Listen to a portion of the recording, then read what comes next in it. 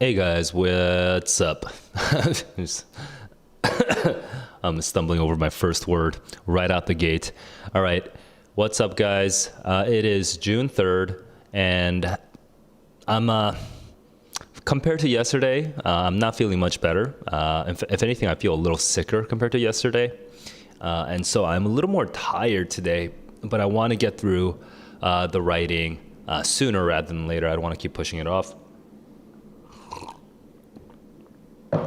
So we'll be getting into the writing test from May 2022.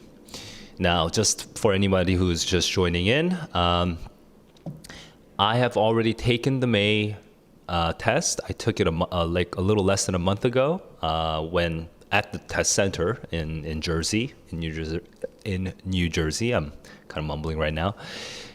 So that was my first time taking the test. And then I reviewed some of the questions, although not any of the writing questions. I didn't review any of the writing questions, I think, 2 weeks ago when the QAS came out. So today I will be reviewing it again, which means this will be my second time, I guess, second time going through the writing test, which means it's not gonna be like the first time I totally take when I take the test completely unaware of what's going to happen, right? So I'm gonna have a little bit of like vestigial memory of like what's actually, what the contents were and stuff like that. So this is not supposed to be like my SAT Solve live streams where I go in cold. This is just gonna be a full test review. There will be no clock, no stopwatch. I'm just gonna go through it and slowly explain my whole thought process and just go through all the questions one by one. So, if you want to navigate through this video and you're not watching this live, but you're watching this as a replay, then you can use a shortcut on a MacBook. You can use a shortcut, or on Mac OS, you can use shortcut Option left and right arrow, and it'll jump you between the chapters once I have the timestamps up. Okay, Evil, what's up? So. For this stream, I will be going through every passage, as in I'm going to read the passages again, because I have to remember, what the passages were. I didn't prepare this in advance, where I didn't mark up my PDF in advance. I'm going to just be taking it again, basically, but without time. All right. So that's just a quick, explanation of how this is going to go. Let me get the screen ready. Okay, here we go. And I just realized I didn't put the YouTube chat. I didn't connect the YouTube chat, so give me a second. Let me do that real quick.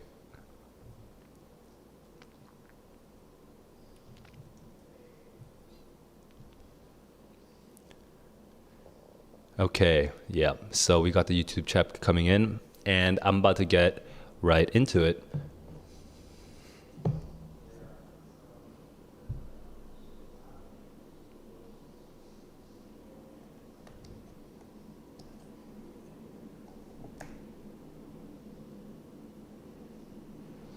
All right, so we're about to get into the writing test. You guys can feel free to ask questions about anything, but if it's not about the passages themselves, then I will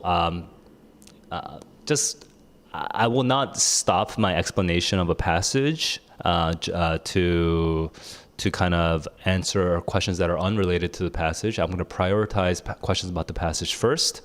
So, what would be a good rhythm? Honestly, the writing test should go pretty quickly, so I feel like I can actually just push off all general reading and writing questions till the end. So I think that's going to be my strategy. That's going to be my plan for today. Okay, so if you guys can still ask the general questions, and it'll still show up in the chat, and I'll still come back and scroll back through them. But I'm going to do it after I get through all 4 passages. Okay, so that's I think that's good enough for housekeeping. I think we can go right into it. And for those of you guys who don't know, I got I got COVID a couple days ago, and I'm kind of recovering now. So I'm gonna make some ugly faces, honestly, if I keep coughing. But please just send me your your antiviral wishes. Because yeah, my body's just kind of making it through. Johnson & Johnson for the win, right? Save me, Johnson & Johnson. All right, here we go.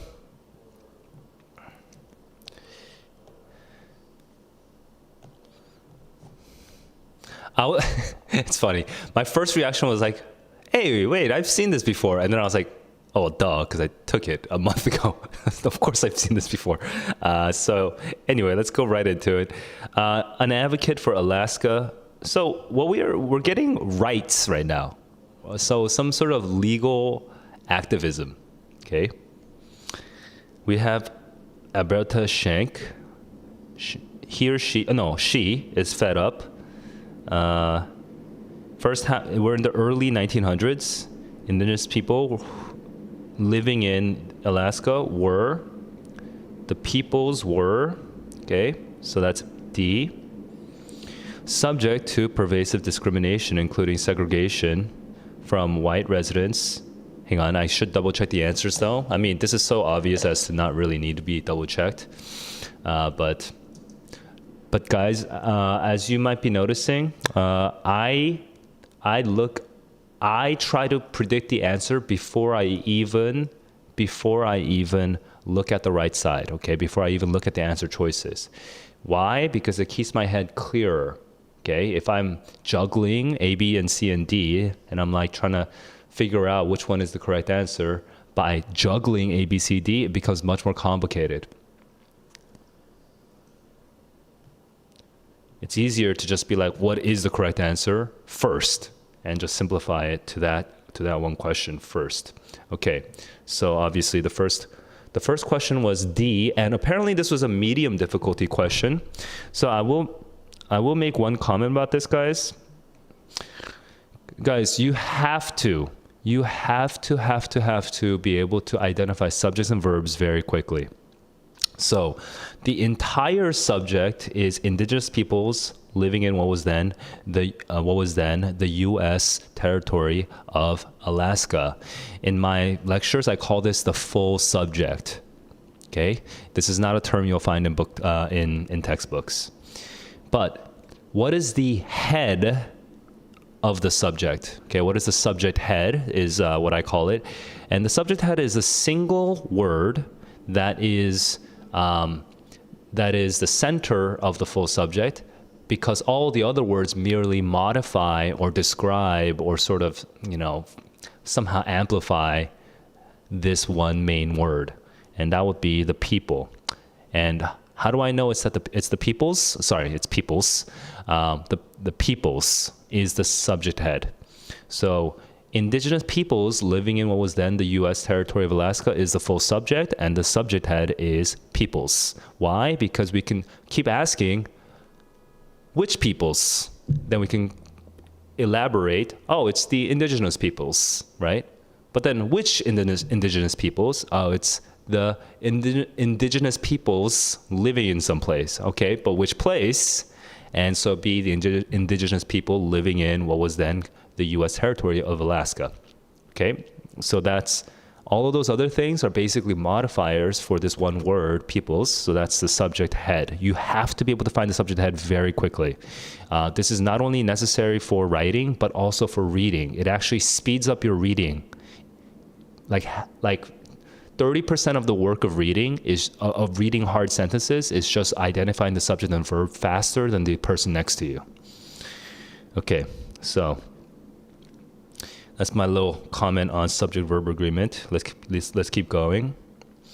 They were subject to pervasive discrimination. What kind of discrimination? Including segregation from white residents in settings. Okay, which settings?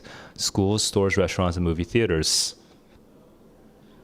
Shank, whose mother was Inupiaq, worked at one of them. Well, see, look, I already know that this them is referring to maybe schools, maybe stores, maybe restaurants, maybe movie theaters, but it's very confusing. So we could say one such setting. We could say one such setting, all right? Or we could even choose at a movie theater. You know, we could like choose one of these things. So we could keep it kind of broad by saying one such setting, worked at one such setting, or which is kind of weirdly vague. Or we could say worked at one movie theater. And we actually got a combination answer, one such theater. Okay, such theater as in one theater that discriminated by segregating. One segregating theater is basically what it's saying right there. Okay, so this is not an actual vocabulary. This is not an actual grammatical term, but just for like analogies' sake, the word such, you know, like the word him or that or this or it, those are called pronouns, right? Because they are words that refer to a previous noun. Well, the word such is like a pro-adjective because it functions as an adjective, and it's referring to a previous description, a previous like adjective. So that's not a technical term, but it's just a way of thinking about the word such. Anyway, worked at one such theater, a theater that discriminated by segregating people from the white people. Okay, in her job as an usher, she not only witnessed the segregation of other, so yes, is 2 correct? 2 is correct, C, and we can move on. In her job as an usher, she not only witnessed the segregation of other Alaska Natives, but also was, oh, she worked there, right? And she was obliged to uphold the segregationist seating policy. Like, she not only did she see it, she actually was complicit in it. She actually had to uphold it. I think right now you can't simplify that any further. Yeah, you can't simplify it any further. B, C, D are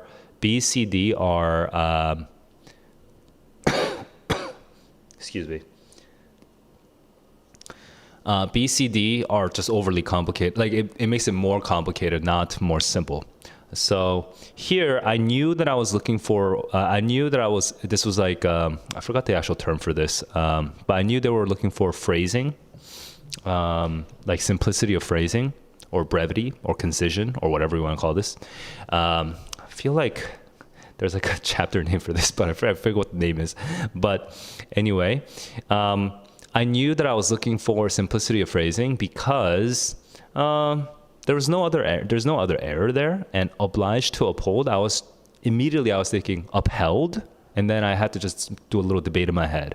Is upheld better, or is being forced to uphold better? And I think in this context, being forced to uphold is better. Now, I think if B and C and D, if one of them included just upheld, that this would have been like a little bit of a spicier question. You know, it would have been more interesting because just upheld would be kind of the wrong meaning. But I think that is a little advanced, so I'm glad. So I think they're keeping it softball for the first couple questions. But yeah, even if you were choosing between upheld and obliged to uphold, you should still choose not the shortest one in this case, because you would actually lose an essential part of the meaning. Okay, that she's upset because she's forced to uphold a bad thing. Okay, so theoretically, if there was an answer choice E, upheld would still be incorrect. Okay. Oops, that's the wrong number.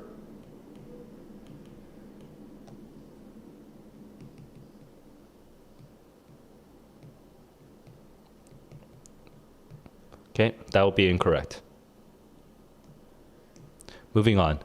By March 1944, her fury had reached a breaking point. She decided to act, setting off a series of events that... Now, see, I already know this is the end of the first paragraph, and I know that I'm going to... See, my gut feeling tells me just to double check.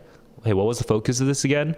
An advocate for... And yes, this is me. I didn't see this test before coming to... I did not review this test before coming to this stream, okay? I'm just opening it right now. But my gut feeling already tells me, hey, what was the focus on this? She's an advocate for the rights. She's upset by this, so she's going to advocate for the rights. So that gives me a good frame for this. Setting off a series of events that, well, what does an advocate do, right? What does an advocate do for the rights? That's something to do with rights, presumably. to become their queen of Nome. That seems a little weird, right? Uniting a politician. Why do we care about the politician? But then a law. See, that seems kind of useful. And on the real test, I mean, now today, right now, this is my second time seeing it, so I kind of already know the answer. But on the real test, here's what I did. I just double checked. I just skimmed basically to the end. And then, oh yeah, there it is. Her story affected lawmakers, and it helped ensure the passage of the Anti-Discrimination Act of 1945. She became the Rosa Parks of Nome. And you know, she gained people the right to sit or something like that, right? So I'm seeing that, and that confirms my answer, and so I can make my choice right now. Now, on the real test, if you're not super confident just yet, you can just lightly circle in D. Lightly fill in the bubble for D, and then come back to it again later by circling, skipping, and returning. Okay, but for now, on the real test, I actually did just scan the rest of the passage just to make sure that D made absolutely correct sense, and then I moved on. And I don't think I circled it. I just moved on. Sheng's initial act of protest took the form of a okay, ugly coughing. Omicron be gone. Omicron be gone. Omicron be gone. Here we go.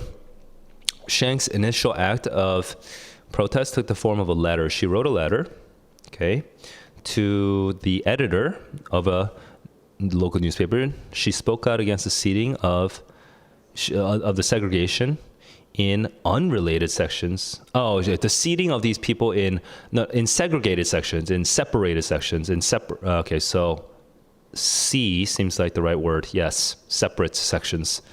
Unrelated is kind of a weird word choice for that. Okay.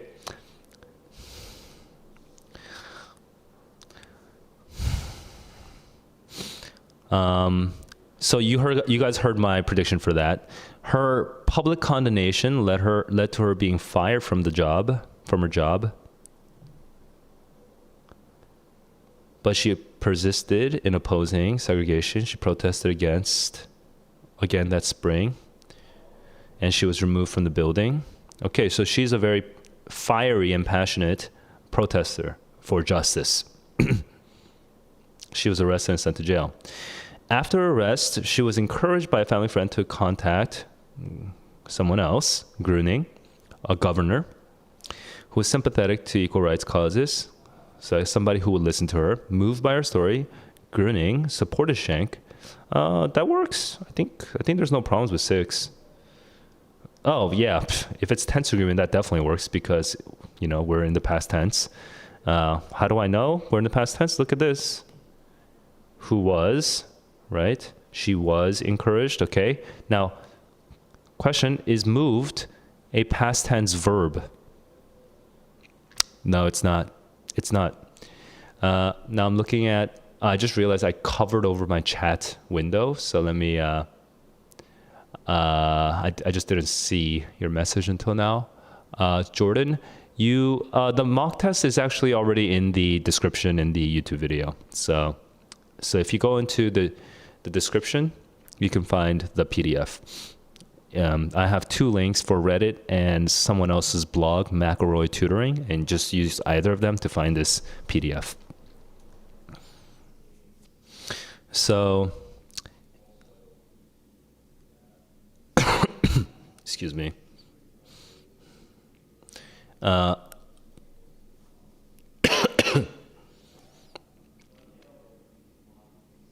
So the question was, is the word moved a past tense verb? And no, it is not, because that's just an adjective describing Gruning.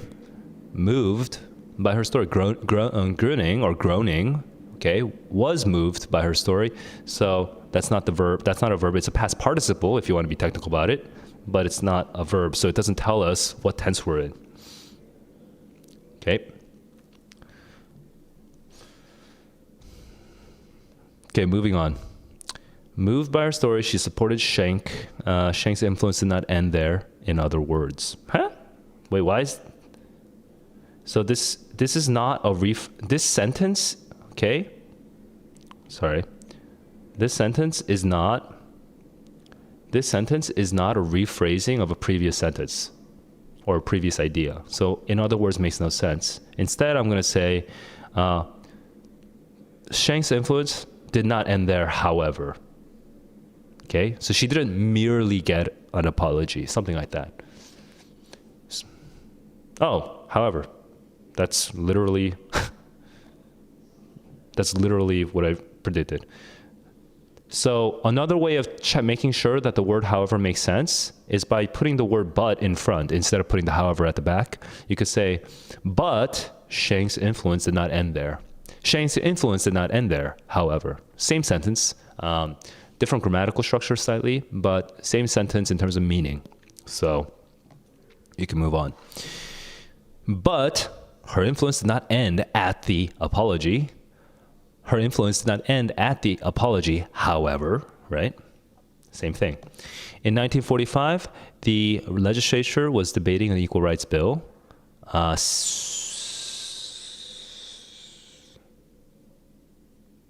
And her experience was cited as a prime example, in which I think would be a good way of connecting the two ideas. But yeah, and her also works because the in which here, semicolon, would make this a fragment. So, whereas C, I think some kids might be a little fearful of choosing C because you're supposed to have a comma before a coordinate clause, or what do you guys call it? You guys call it a independent clause. I think you guys just call it independent clause, right? Anyway, yeah, but when you have a comma, you're like, apparently you always have to have a comma before comma end. Like, no, I mean, that's not that important. So C, you can break that particular comma rule. It's not that big of a deal, okay? The way to know this is by not treating, you should know why it's useful to have a comma before a comma end for clauses. Okay, because it differentiates it from phrases. So there's a whole separate thing about this. You can get pretty deep on the grammar on this, but it's good to know the reason. But it's also, and the College Board sometimes does do this. Like in reality, people don't always follow every single one of these rules. So you should be aware of what are some of the low priority rules and what are some of the high priority rules for the College Board. And just in real life, and the best way to do that is just by reading a lot and paying attention. When Alaska Territory was to be her prime example on the unfair treatment of minority groups. Oh wait, so I'm not even double checking my answers, but I should. So CACC. Oh my God, so stupid. It's B, and it's because I didn't see the word when. I mean, I got this one right on the real test, but not today. I just didn't see the word when. I don't know what happened. I just blanked out. But in 1945, when the group was debating on equal rights, but it's weird too, because I kind of like, in my head, I sort of knew. I thought I even checked. I thought I checked for the conjunction up front, but I guess I didn't. Anyway, when they were debating, her experience was cited, which is so obviously the right answer. My bad. Okay, here we go. Oh, but everything I still said about that comma and, I'm pretty sure the SAT has. I'm not focusing so much on writing these days, but I'm pretty sure the SAT has at least once before given a correct answer choice where you use two clauses, you combine two clauses without having a comma in between and just using the word and or but. And you know what, guys, it's not that big of a deal. Okay, so I stand by what I said earlier, even though I was actually misreading the sentence.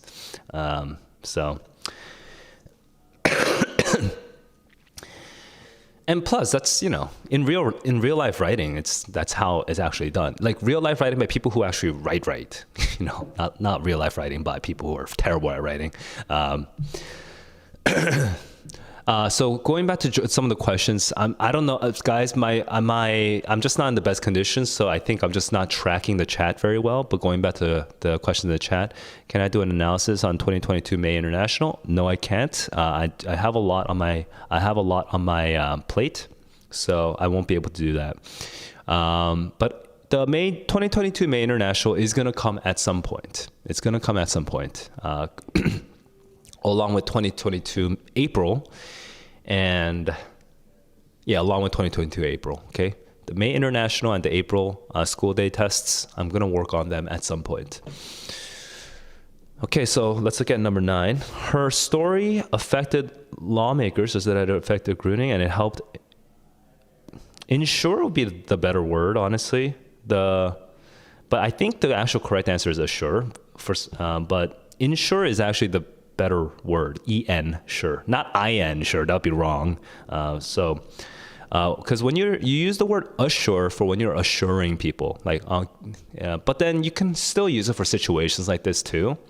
I just think that ensure would be contextually the better word. And I actually remember thinking, man, the correct answer here is kind of weird, but ensure the passage or assure the passage of the Alaska Anti-Terrorism 1945. I feel like this is going to be an extra detailed question, and I bet the detail is going to be irrelevant. We're already good with the story. We're good with the story. So I'm going to say that we don't need an additional detail here. Okay, so I'm going to put a check. So ensure and assure both work, but ensure would be better. Okay. And I don't know why they chose assure as their word choice here, but okay, whatever. It's not, assure doesn't not work. It just means that it kind of, ensure means that it kind of helped it to, like, kind of secured the passage of it. And assure means it kind of made it more likely in a way that's like subjectively feelable. Like it's like a kind of fuzzier word for it, honestly. And my writer's sense tells me that ensure will be a better word, honestly. But whatever, it's not a big deal because that's not even what they're asking. And they're combining. Oh, hang on, this is maybe useful. The first to outlaw discrimination. Yeah, this is maybe useful. I was thinking we don't need that because. You know what? And then I see this here. So I am skimming pretty quickly because I've also read this a month ago. But yeah, but like by challenging discrimination, asserting that all Americans have the right to go, she played an important early role, right? So that actually works with the first piece to outlaw discrimination. She was a forerunner. So historical significance makes sense. I thought they were going to give me some totally random. This story felt complete by itself when I was only looking at this passage, but you know what? That one works. So that went against my prediction, but that happens in the real test as well. She inspired many Alaska Natives. She had inspired many Alaska Natives to refuse to change seats in movie theaters. Only months before. That's like the wrong focus. 2 Alaska Natives. Maybe because the natives were elected as House representatives. Only months before? But we're trying to focus on why she came to. How is this related to?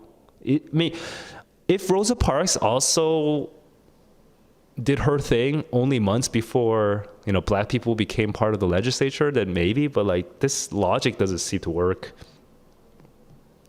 Okay, here we go.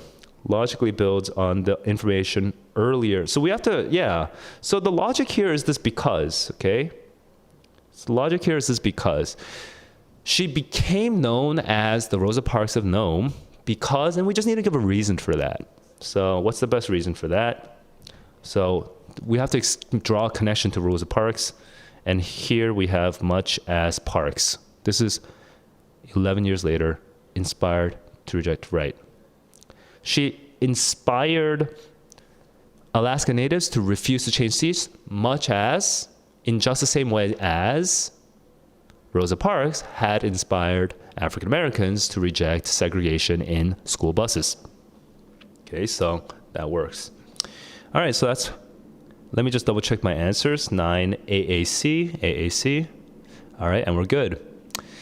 Mitresh got 9A correct, cool. And Mitresh, I said this at the beginning of the stream, but general questions I will save until the end of the stream. Okay, I'm going to be focusing on the passages first.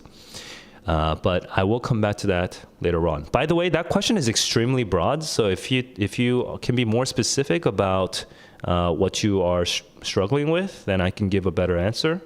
Otherwise, my only tip is chill out. The business of entrepreneurship education. Excuse me. Omicron be gone. Omicron be gone. Omicron be gone. Omicron be gone. Here, let me get more water.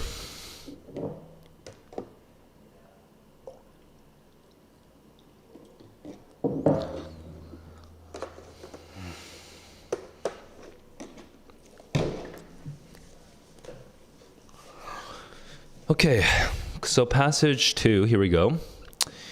The business of interesting. The business of entrepreneurship education. So it sounds like the education business of training up entrepreneurs. Okay, so that's what seems like the focus is. That's what the focus seems to be.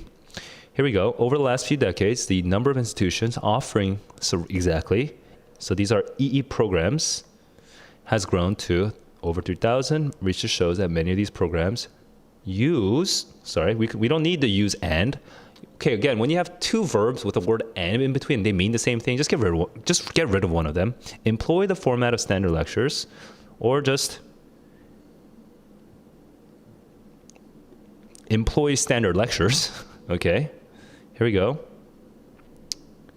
That D is the most straightforward. To teach students how to successfully develop and manage new business ventures. But I think there's no problems there. Oh, yeah, it's a word choice. Yeah, there's ventures is the right contextual word to use for businesses, for new businesses. Okay, we call them ventures. It's a word choice thing. You just have to know that that's the way we use it. You can go to vocabulary.com. You can look up ventures, and you can just look at some of the words, the example sentences, to make sure that you know how to use the word ventures. Okay, because venture is not the same thing as adventure. Okay, those are different. The modern scholars studying EE note that entrepreneurs learn best through hands-on program. Okay, there's a contrast here. Okay, standard lectures versus hands-on programs. Experience, I mean. Therefore, although there's a place for traditional is the same thing as standard lecture. Practice, real entrepreneurship, the emphasis needs to be on the practice. One EE program that provides such experiential practice opportunities can be found at IADT. Founded in 1977. No, why do we care about? Well, this is very short. This is such a short sentence that it doesn't harm, but it also doesn't help. Okay, it also doesn't help. So I would say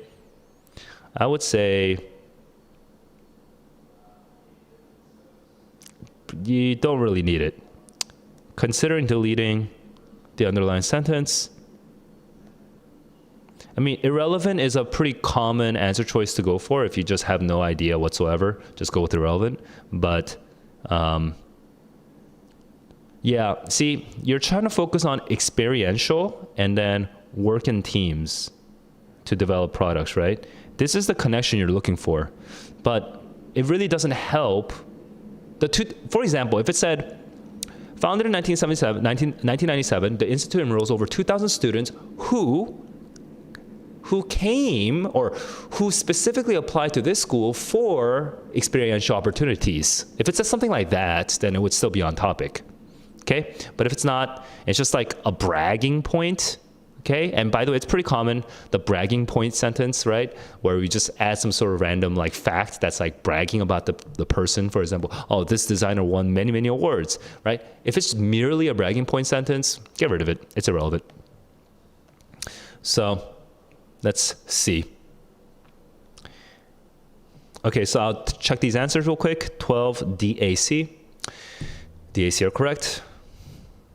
Medium, easy, medium. Here we go. Students research the market and its potential customers and devise.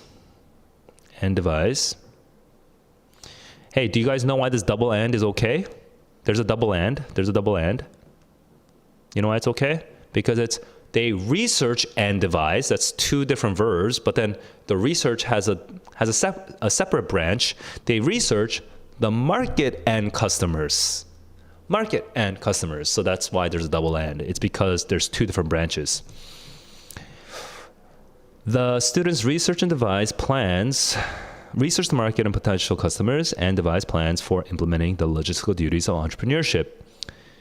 The logistical duties of entrepreneurship are financing, marketing, and merchandising logistical duties. I guess they kind of are.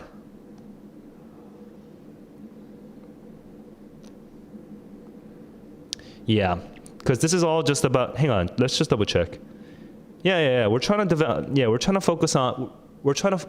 on logistical duties of entrepreneurship, okay?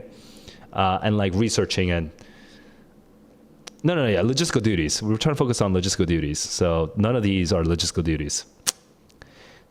After selling their products, they finish the project by completing assessments.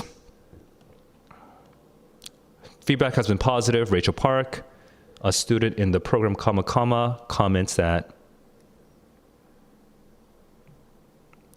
it has given me all the skills and tools I need. I chose BAD for 15. Hang on, let's double check. BAD, easy, correct. Cool. Now we're moving on to, nice, Mitresh. Mitresh is hopping along with the answers. Good to have you here.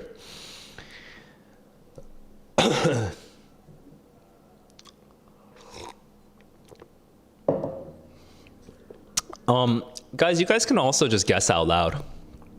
If you guys interact like Mitresh, just like guessing out loud, and you can hear my explanation afterwards, that could help. And especially on some of the ones that you're uncertain of, if you like write in the chat what you think the right answer is, but then also try to defend it for the ones that you're unsure of, then you could even try to clean up your reasoning while you're listening to what I'm doing. So let's go. Number 18. In addition to receiving student endorsement, by the way, this sentence seems okay because the student endorsement is over here. Rachel Park comments, blah, blah, blah, right? So that's the order of that sentence seems okay.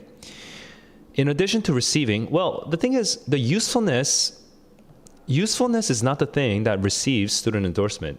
Hang on, I think did my pencil just die?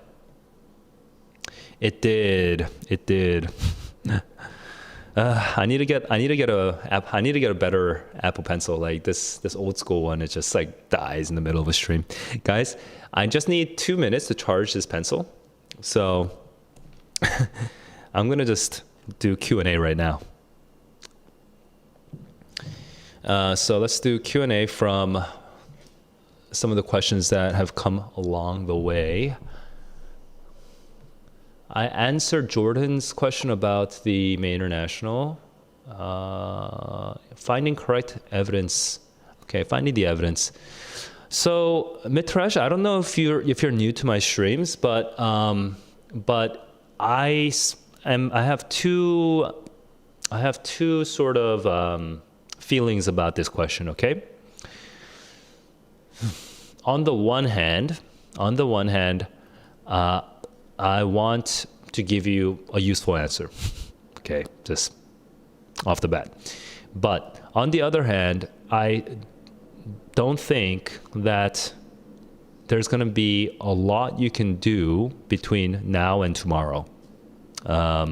And if anything, I want you, I'll say this a little bit more constructively. On the other hand, I want you to increase in your confidence, okay, in your test-taking approach between now and tomorrow. And these can be counterproductive. When you learn a totally new idea the day before the test, sometimes it makes you doubt the way that you've been taking the test. And so during the test tomorrow, you'll freak out and you'll start changing everything about the way you used to do the thing. And then it'll be a huge gamble and most likely it will fail. It will not pay off. So it really, the only advice I'm going to give you my answer, but my caveat or my disclaimer is you better be ready to listen to the answer, okay? So if you are not ready to listen to the answer and you ask the question and you end up freaking out because I'm like, oh my God, Saul does it a totally different way than I do, and then you fall apart and crash, that's on you, okay? I'm not gonna take responsibility for that. So my general advice before I even get into the answer to this question is, look, focus more on what has been working for you, okay? In the last couple weeks or months that you've been studying for the SAT, focus on what's actually been working for you and then just double down on them. Don't try to introduce any totally new thing to your test-taking strategy, at least not the day before the test. That's my general advice. Now I'm going to the question. So finding the correct evidence. So Mitresh, it sounds like you're pretty new to the stream, so you haven't really seen me do this before. But so this is a reading question, by the way. So just in case anyone's confused who's watching, this is about reading. When you are looking for evidence, okay, if you are struggling to find evidence, okay, you already lost. You should have already known the evidence when you chose the first answer. So if it's questions 8 and 9, and question 8 was supposed to be, the correct answer is supposed to be C, you should basically already know where the evidence is coming from. You should know roughly from the map of the passage that it's at the top right of the passage. It's at the top right of the page or bottom left of the page or whatever. You should already know it, really, when you choose it for question number 8. Then when you go to question number 9, you basically are just confirming, oh yeah, it was top right of the page, so that's line 54. And then you look at ABCD and it turns out it's line 54. And that should be what happens for 80% of the time, okay? But most kids do not take the test that way. Most kids take the test bottoms up, and they take this, they use the question 9 to answer question 8. It's all completely backwards. So the way to find the correct evidence is to already have it in mind when you're choosing the answer for the previous question, because you read the passage up front. But worst case scenario, you can't find you don't even know the answer to question number 8. Then you have to go through process elimination, go to 9 and do A, double check A, read A, right? Read the line reference for A, double check B, read the line reference for B, double check C, D, and then reverse construct back to the answer for question 8. But that is the worst case scenario and should not happen more than once per test. Yeah, that's exactly what you do. And I think you are doing I think the way that you are doing it is objectively not a good way of doing it. But I also don't think it's going to help you to try to change it in one day. So for now, I would say just stick with what works for you. And then after that, you can watch my streams and see how I do it. See how somebody who gets a good score actually does it, and then try copying that person. Now, if there were other people who were just like me, And I would tell you, don't just look at me, look at other people too. But on YouTube, I'm literally the only person that I know of that shows you my first time taking the test in real time. So I don't know who else does that. So I wish I could refer you to like 3 or 4 or 5 people, so it's not all biased on me, that you can actually compare. But right now it's just me. So go and watch my streams. Okay, go watch my streams and see how I do it. And this is not my SAT Solve live stream. This is just a review stream. So there's no time limit on this one, right? But go and watch my SAT Solve live stream. In fact, it's in the description below. If you look at the description, it says, and here's my playlist of me solving all past SATs. Here, I'll just share the link. Yeah. So you can go into that playlist and see what I actually do when I solve a test for the first time, timed, okay? And kind of copy me and see what happens. Does it work for you? Does it not work for you? Most kids who copy me, they come back. I've already had dozens of comments on YouTube of people, and I'm not a big person. I'm only like 270 followers, but like out of 270 subscribers, already I'm getting like a dozen people who just leave a comment like, oh my God, Saul, when I switched over to your strategy, my score jumped up. Okay. So I don't know if that's a good plan for you between now and tomorrow. It's pretty last minute, but you can make your own judgment or your own decision about that. Okay, my Apple Pencil should be charged, so I'm gonna get back into the test.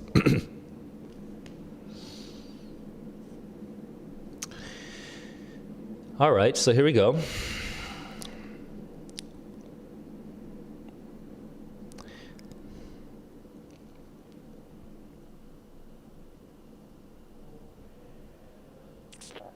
Okay, so this first sentence I think we're pretty good with. But in addition to receiving student endorsement, the practical approaches, like the ones adopted by IADT, the usefulness is not supported. I mean, the usefulness can be supported, but practical approaches, no. But then this doesn't work. It's kind of awkward. Okay, I can't think of a... So I would say the word usefulness works with the is also supported, but then receiving student endorsement naturally wants to go towards just the practical approaches. So that's where I'm stuck. But I'm going to say A seems fine, but it's not a beautiful sentence. Okay. So it was a punctuation question, so moving on. For their study, that's an error. We need to have a sentence before sentence 2. So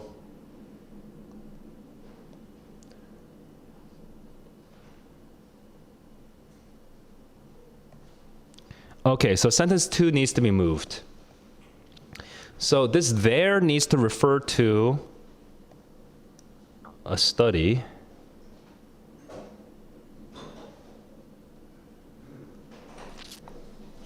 Oh, the there refers to the researchers. Oh, so it's a little tricky. Okay, but basically 3 and 2 have to be flipped around. So we get is also supported by empirical evidence. A study showed that practical assignments help budding entrepreneurs develop a key skill opportunity identification. Oh, comma. It's comma, not colon. A key skill, opportunity identification, that helps. Kind of multiple awkward things going on. But we want to go to sentence 3 first because we want the study to come after this study. Okay? This is supposed to refer to this study. The 3 is the introduction of the study, and sentence 2 is just the elaboration of the method of the study. So, And then the word there is the thing that I thought was wrong, but the word there is referring to the researchers. So I forget what the technical term for this was. I forgot it. But yeah, sometimes you can have the preposition, sometimes you can have the pronoun right before the noun. Okay, if it's in a modifying if it's in a modifying phrase right before, but yeah, you don't want to get too risky with that.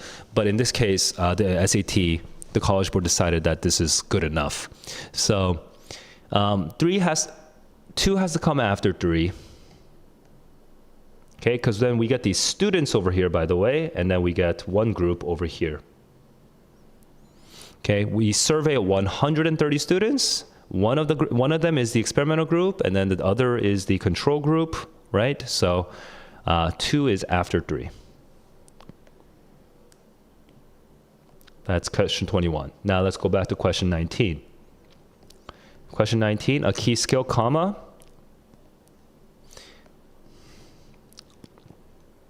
And then continuing to read, one group of students, the experimental group, spent the semester taking a business course with hands-on exercises, while a control group received traditional instruction. And obviously the experimental group does better, right? Generate more ideas for business opportunities than the control group did, okay?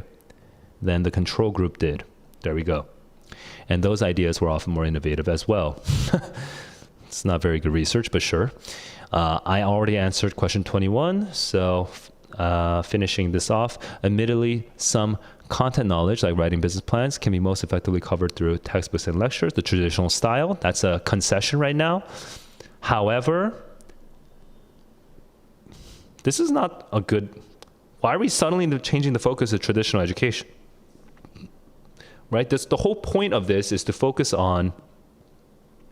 The whole point of this is to focus on the hands-on experience.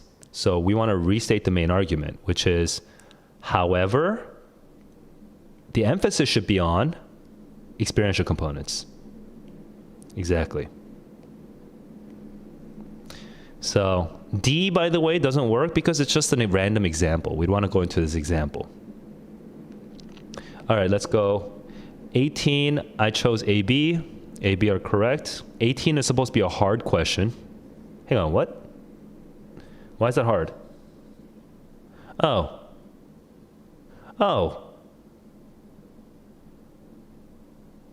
Wait, why is that hard?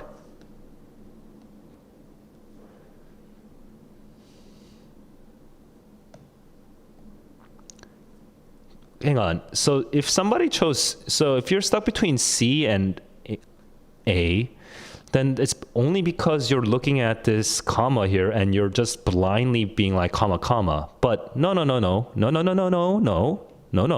What is the subject? What is the verb? The subject is usefulness. The verb is.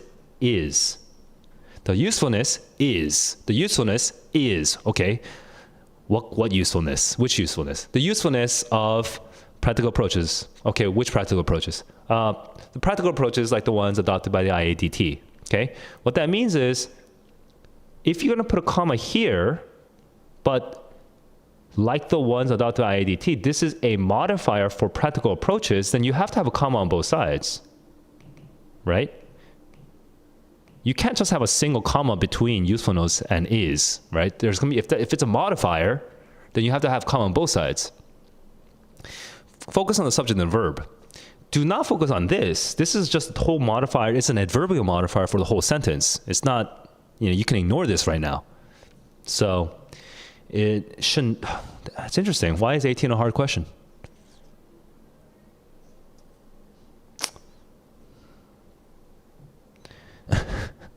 And we're specifically saying with B, right? With B, you wouldn't choose B because we're specifically talking about not the usefulness generally, and then of practical approaches is just a generic like additional information. No, we're specifically talking about the usefulness of these specific things. It's necessary. It's a necessary modifier. So yeah, that's all I can say for now. If you guys have more specific questions, then I can get into it. 19, I think I corrected, I got B.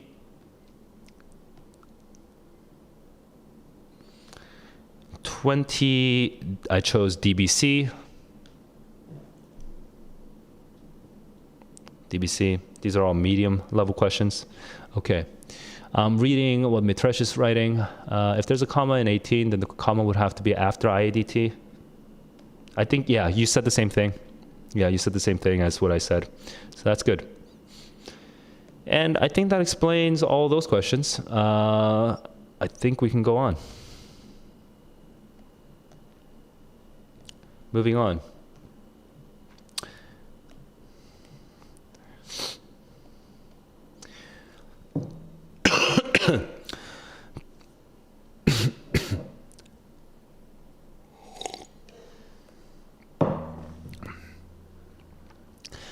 Passage 3, digging urchins. Along the western seashores of North America, the urchin dwells. The urchin dwells. Okay?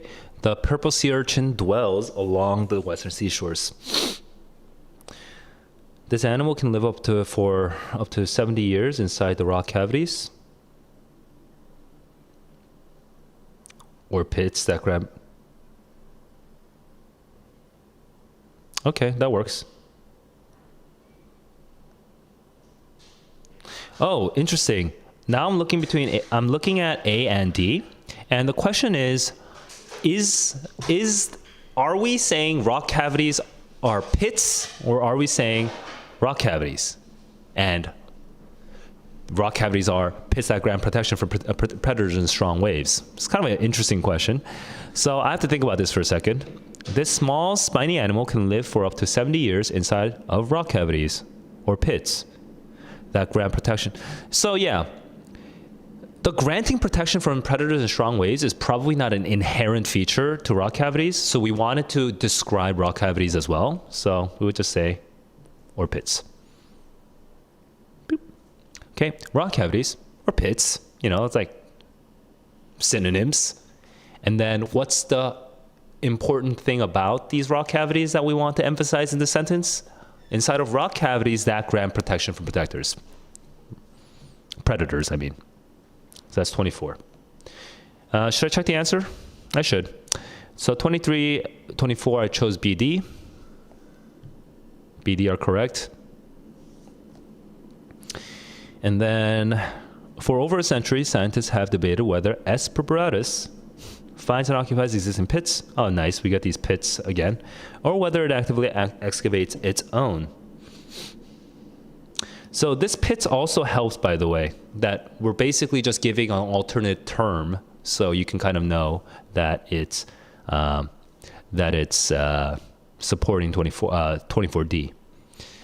Or whether it actively excavates its own. We're talking about this urchin right now. The latter hypothesis, okay, it actively excavates its own. The latter hypothesis is that it actively excavates its own is supported by the work of Russell, who has recently provided the first evidence. Yeah, that works. I don't think there's anything better. No, yeah. A is simplest. The first evidence that the urchin itself breaks down these hard rock surfaces, and this process known as bioerosion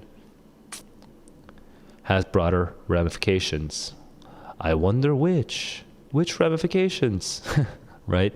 So we're gonna get into these ramifications. So we're gonna have like one paragraph or maybe two paragraphs that talks about the process, and then another paragraph that talks about the ramifications.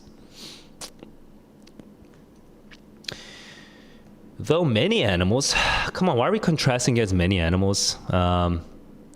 No, we're going right into the experiment design or the study design. So in order to investigate the, yes, exactly. We're trying to get into the study right now. So why are we making some weird contrast against other animals? Okay, I'm seeing some questions on the previous page, so let's just double check. 24 is D. So Mitresh, making mistakes out loud. That's a good way of learning. That's the best. Actually, that's probably one of the best ways of learning, making mistakes out loud, because then it forces you to think very freshly about like, why did I get that wrong? and why did I publicize it? But it actually puts a lot of pressure on you to really clean up your thinking. So that's one of the best ways to learn. And so I applaud the thinking out loud. Going to 24, it's not A because of everything I just said earlier. I think that might have explained. B and A. So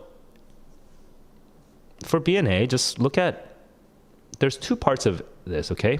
And if you look at part here, I'll actually do it in two different colors. So let's just go and look at BCD and pair it up with all the words that that match up with the red parts. So in the red parts, it's in recent times, recently, and only just recently. How about the greens? The greens are provided and offered, and provided. All right. What's simplest? And do the other ones add anything that's necessary information? No, they all mean the same thing. They mean the same thing. So you can just go for. They all mean the same thing. Recently versus in recent times. Recently versus in recent times. What's the necessary part of in recent times? Which part of that is necessary? What part of that informs us about the passage in a way that recently doesn't? If you can't defend it, just go for the simpler one. Now, for example,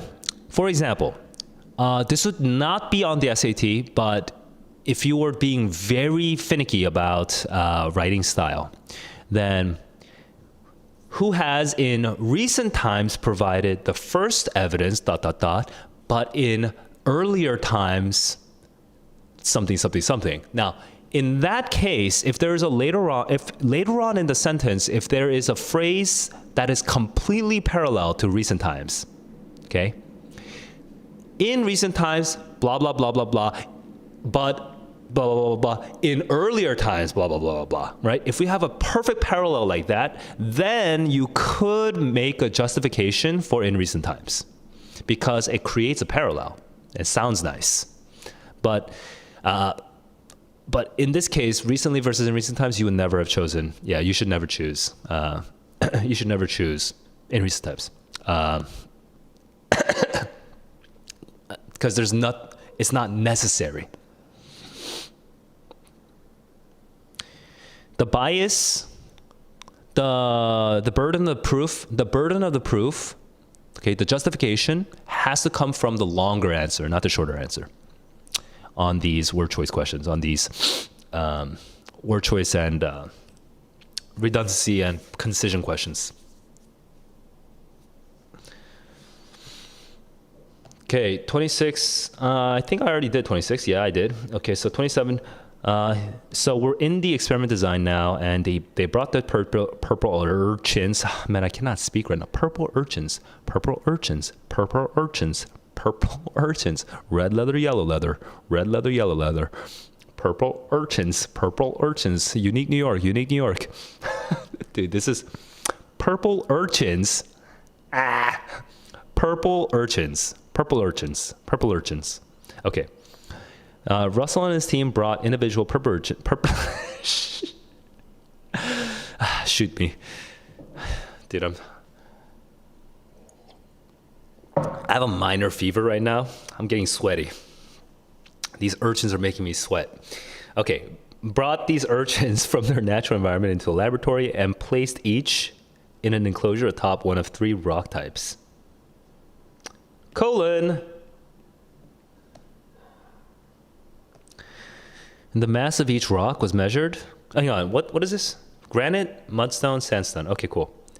And then the sandstone is actually 2 types, so it's like 4 rock types, but it says 3, whatever, right? The mass of each rock was measured before urchin introduction, and then again 1 year later. And okay, remember, the hypothesis is that the urchins excavate their own caves. So when you excavate their own cave, it probably means that the mass goes down because they remove the rock. So there we go. Loss of mass that was noticeably larger than the loss of mass of its control group. Then the average, okay, this this loss of mass, sorry, hang on. This loss of mass was larger than the other loss of mass, so than that of its control group. Correct. That's probably a sketchy one for some of you guys. These data, when compared with size measurements of urchin pits in nature, allowed Russell to make estimates about urchins.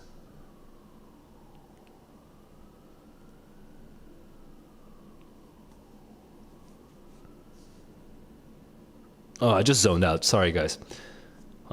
User findings calculate the annual. Okay, the annual rate of bioerosion. The annual rate of bioerosion. These data, when compared with size measurements of urchin pits in nature, allowed Russell to make estimates about. To make estimates about both the time required, or to estimate both the time required for urchin to form a thing and the total amount of. Okay, there we go. To estimate. There we go. That's exactly what I predicted. Here we go.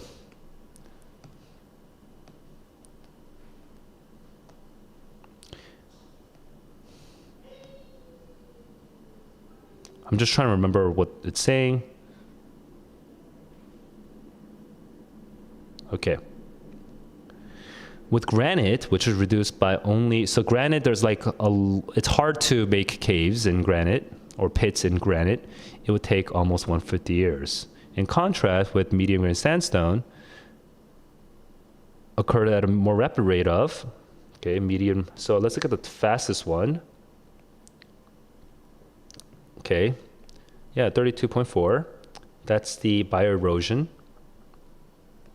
And for that one, it would only take 4.5 years to make a pit. So that's correct. That's correct. And yeah, that's accurately representing. Exactly. We start with the inefficient one, but in contrast, we have the efficient one. Now, question 31. Although higher densities of sea urchins live on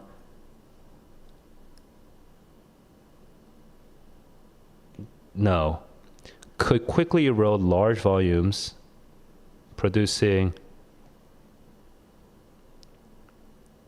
because we're focusing on quickly eroding large volumes. So probably the word is because, I'm sure. See, look at how much bioerosion could happen, right? How much bioerosion could happen?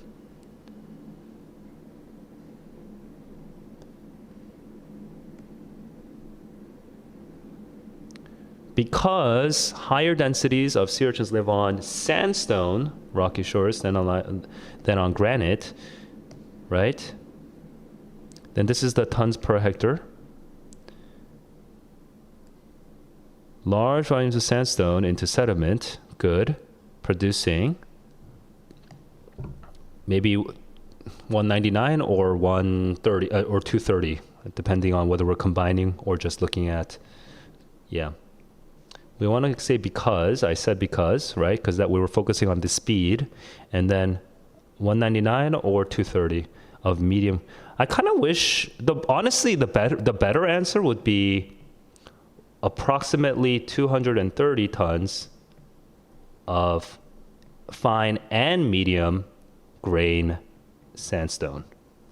That would be the better answer. Because here it's only talking about sandstone generally, So that would be a better answer than D. But anyway, let's just double check. I chose ABD, so 30, ABD. ABD are correct. 31B is, yeah, it's a hard question apparently, which makes sense, to me at least. And then 26, did I double check this? BDCD, these are correct. I don't think I checked this earlier. Yeah, but those are all correct. So let me know if you guys have any further questions about these. I kind of want to just finish off because there's literally only one question left. Aksh, what's up?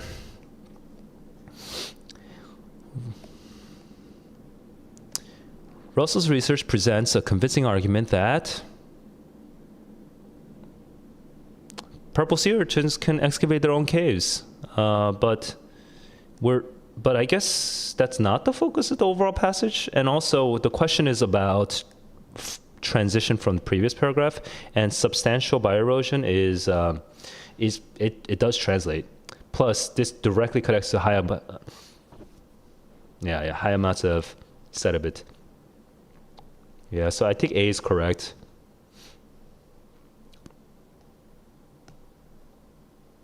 Yeah. The emphasis at the end was how much bioerosion, how much happens. Let me just double check B, C, and D. No, we're not talking about granite. No, we're not talking about a single urchin's impact. We're not comparing between. Okay, yeah, that one's kind of easy actually. Okay, 33 is A, and A is correct. All right, so those were tomorrow. The sun will come out tomorrow. All right. Tomorrow. Just thinking of. Now I'm forgetting the melody. Just thinking about tomorrow. My voice is fucking destroyed. Anyway, I'm like tired and like feverish and like sweaty now. But I literally have one passage left, so I might as well finish it.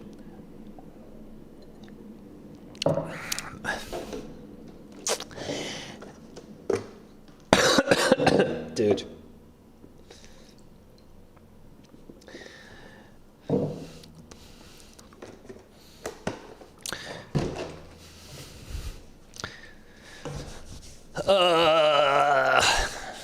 My throat.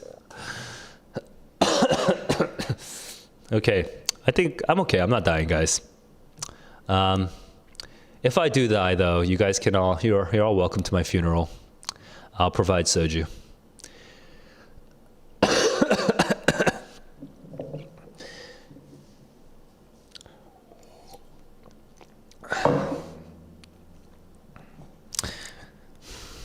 Here we go. Passage 4. Black Panther. Oh, I'm like dizzy. Bro, okay, no. I'm not dizzy. I'm okay. Here we go. Let's get into it.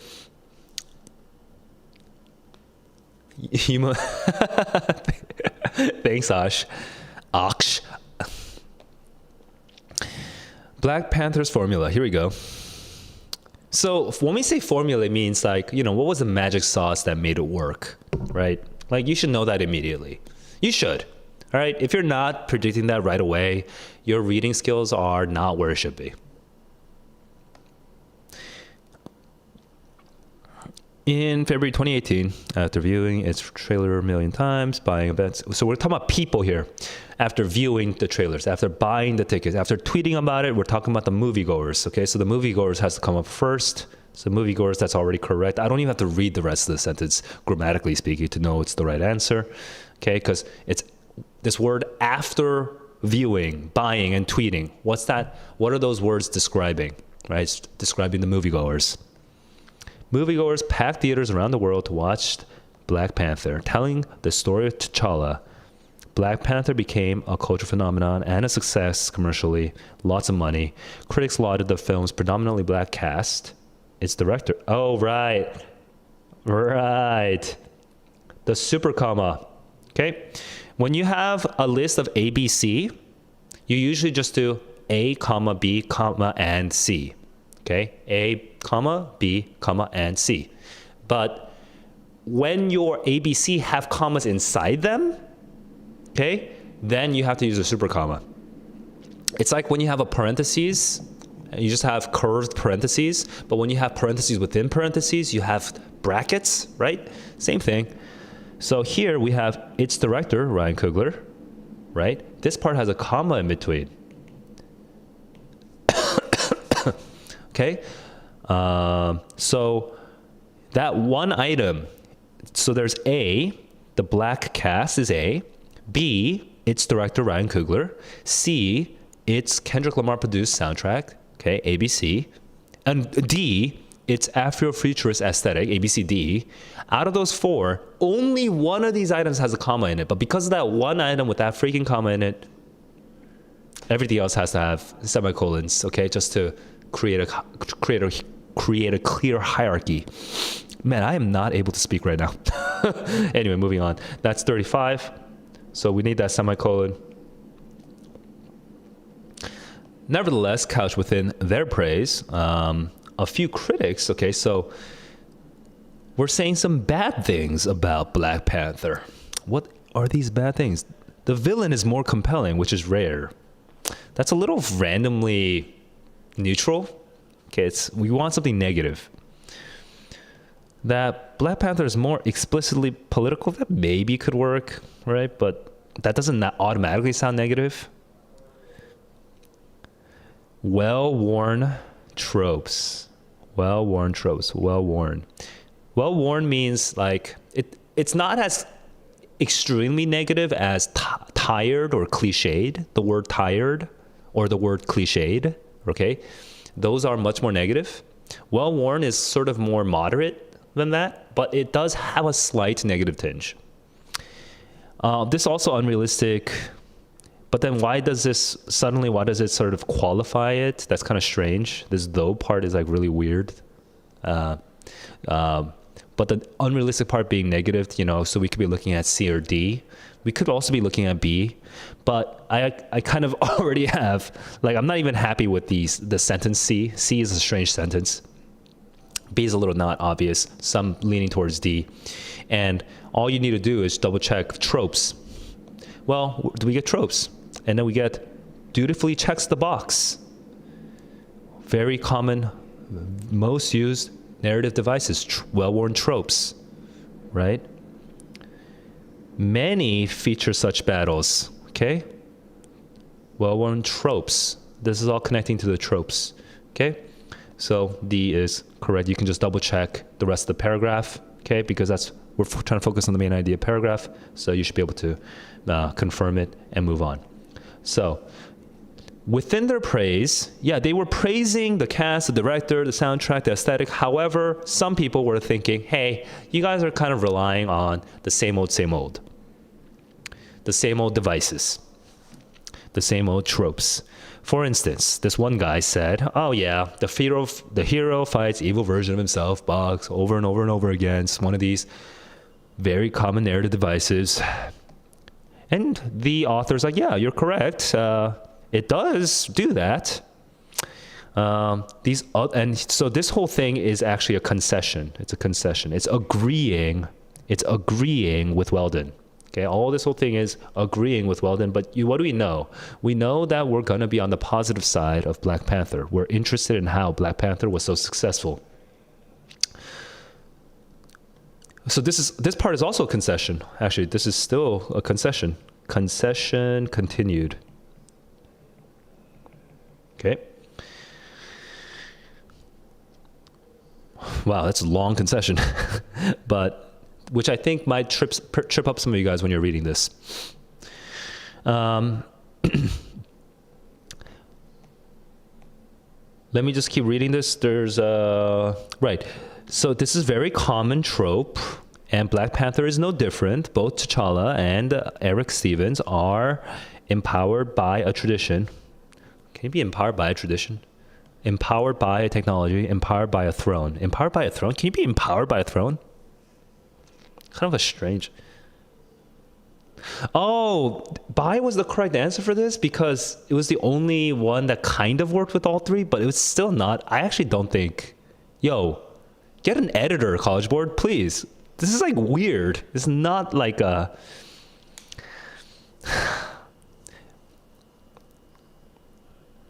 Empowered by a throne in particular is a really awkward word. Like it's a really awkward, phrase.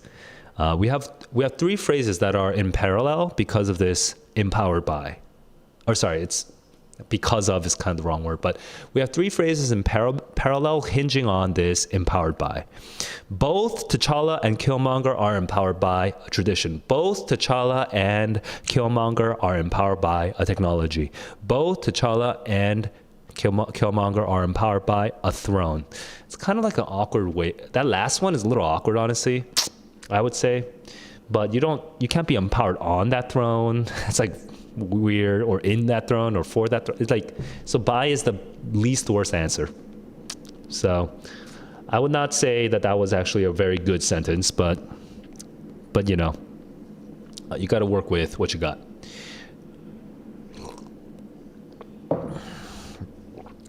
This is a weird transition. Superhero films, the best ones at least,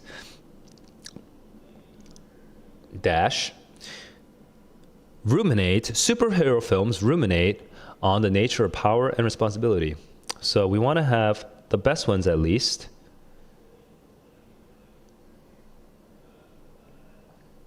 Ruminate. Superhero films ruminate on the nature of power and responsibility. So we want that, but I want a better transition, which is, we just made this long concession. Okay, the long concession was, what's his name? Weldon? Weldon is correct. Weldon's correct. Yeah. This is a very common trope, and Black Panther also uses that trope. But we're going to be on the side of Black Panther, so we're going to say, what's the question that asks about the sentences? Okay, we're adding a sentence. So I'm actually already looking at before sentence 1. Still, it would be a mistake to dismiss it as formulaic, and that is correct. Okay, why? Because trope, cliches, well-worn tropes, very commonly used devices, you know, same old.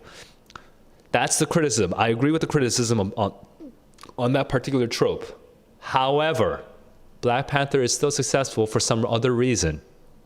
And like, it's successful on some other vector that you're not paying attention to. I'm still going to defend it, right? I need that transition right here. So, however, Weldon, you are making a mistake if you are going to dismiss Black Panther as formulaic. It's not formulaic, okay? That is my transition. It's before sentence 1. And if you are a good reader, you actually should feel that feeling, like sentence 1 is not a good transition, okay? You should feel that. So going to question 39 now. Superhero films ruminate on the nature of power and responsibility and the hero versus evil counterpart formula is a means to facilitate. See, the formula is a means. I know we're in present tense. Why? Because superhero films ruminate, present tense. We're talking about the general fact. And the formula it's just general fact. The striking similarities between T'Challa and Killmonger really show that those guys, okay, I already know that the word guys is like wrong. Highlight the difference. I'm going to say highlight the difference. I swear to God, I bet I predicted your answer. Is it highlight the difference? Highlight the difference? Emphasize the profound differences. Okay, it's pretty close. The striking similarities between T'Challa and Killmonger highlight the difference, emphasize the profound differences in their attitude toward their powers.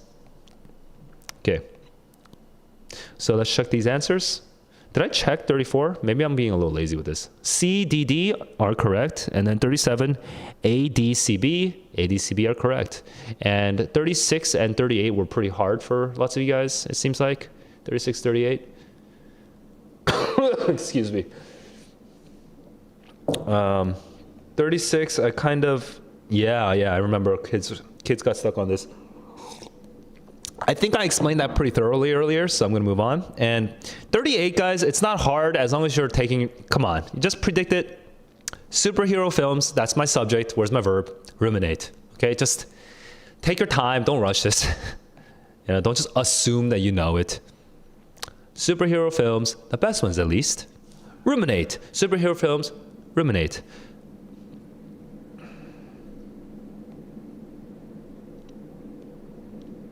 Okay, moving on. Oh, hang on. I kind of lost track of what the paragraph is talking about. Okay, right. So Yeah, it's not cliched. It facilitates, using the tropes, you can actually facilitate contemplation. You can facilitate contemplation on what? On the nature of power and responsibility. The contrast shows that, the contrast highlights the differences in their attitudes towards their powers. So now we're going to probably elaborate on that. At the start of the film, T'Challa believes he must use his powers to keep safety, to bring safety. But Killmonger uses his to, not revise, to avenge, okay, avenge centuries of injustice, even if that means like subjugating the world. Rectify, okay, to correct centuries of injustice. Avenge, I think, has the more intense connotation that you kind of want, but out of these choices, rectify is a little weirdly neutral sounding, honestly, but it's the best one out of these four. Revise is like just a totally wrong word to use here.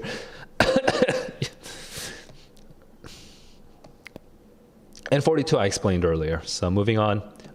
41, 42 I chose CA, and this one was supposed to be a hard one.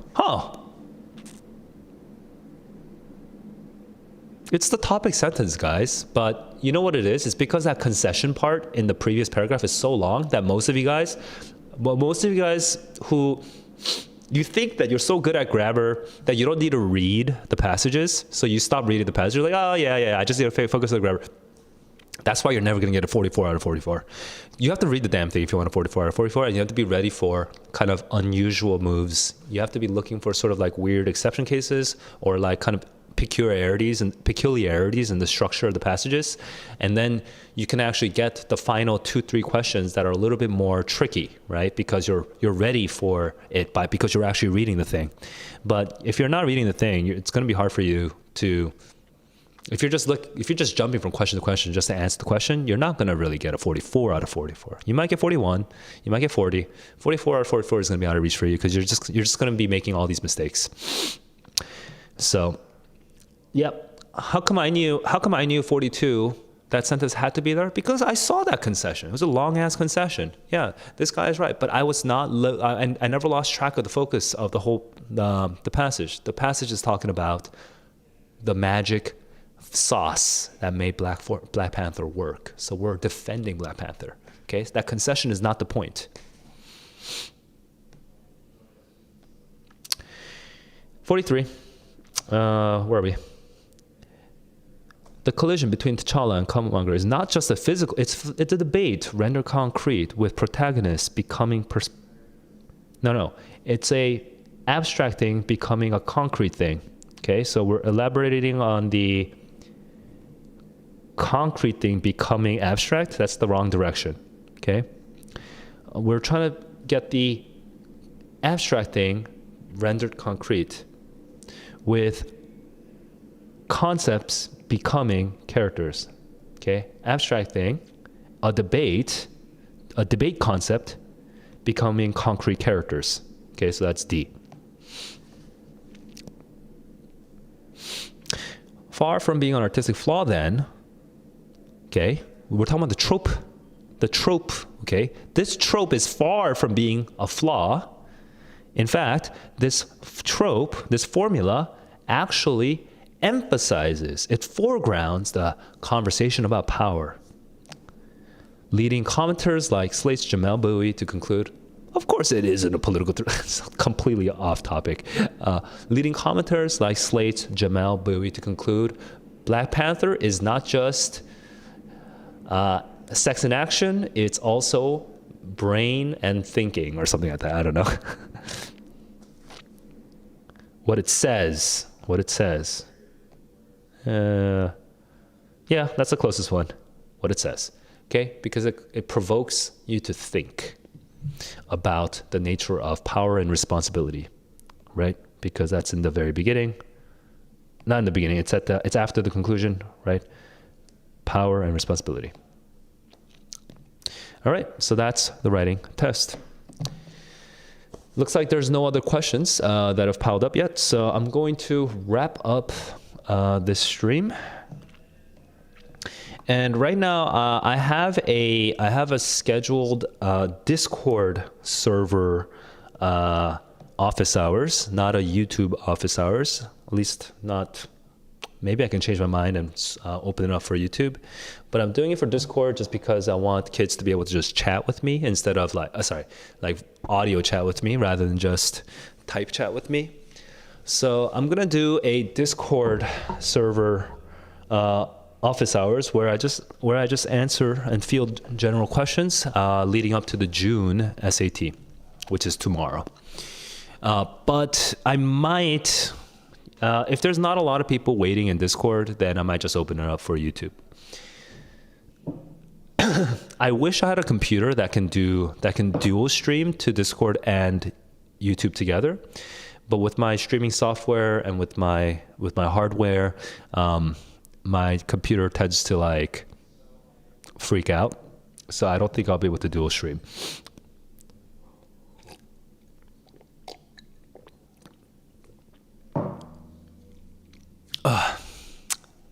Okay. Final thing. You guys just saw me take this test a second time. Okay. My second time, as in I took my first time at the beginning of May. And this is my second time, and I did it without time limit. So I just slowly explained my whole thought process, going through all the writing questions. If this was helpful for you, then a couple things you could do to get more content like this. You can hit like, which helps the YouTube algorithm know that I'm doing a good job, and it recommends me to more kids like you. And then if you hit the subscribe button and that bell for the notification, bell, or whatever you call it, then you can get reminded of whenever I do other streams. Finally, you can just join the Discord server where you can ask questions and also try to help out other students who are asking questions. One of the best ways to learn something is by attempting to teach it, attempting to explain your reasoning. Teach is kind of like the wrong word. I don't like the word teach because it has this sort of power dynamic, but attempting to explain your reasoning for what you think is correct, right? And when you do that, it actually helps you to sort out your thoughts and then to clean up your logic. And that process, even if your logic was wrong, that process itself is a hugely, hugely beneficial process for your learning because it makes you aware of the flaws in your thinking. So I welcome you guys to just join the server and just, shoot questions. It could be about grammar, it could be about math, it could be about anything. Shoot questions and also try to suggest explanations from your reasoning, from the best of your reasoning. So that's the Discord server. I will be doing the math review as well.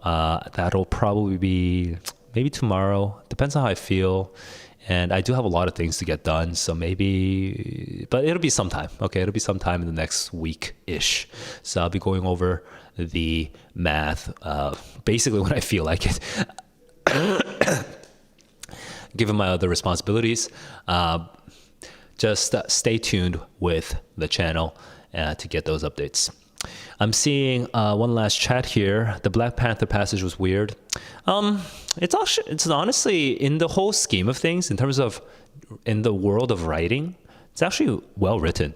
It's a well written passage. The shape of it is a little less typical, but it's still a well written passage. It's persuasively written. It's well structured. It's well, and the argument is more or less sound and focused. So I think it's still a well-written passage, but the questions were, some of them were a little hard, and I sympathize with that. I think if you guys got a lot of questions wrong on the Black Panther, my first question would be for all of you guys would be, did you even read it? Or did you just skip from question to question to question? Like, did you even read it? Because if you didn't read it, you will suffer from some of those. Like, you will suffer on question.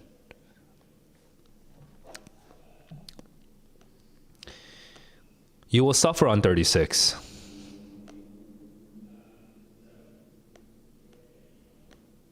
you will suffer on 42.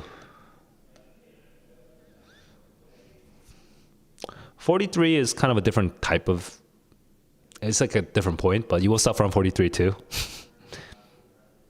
Oh, you will suffer on 44.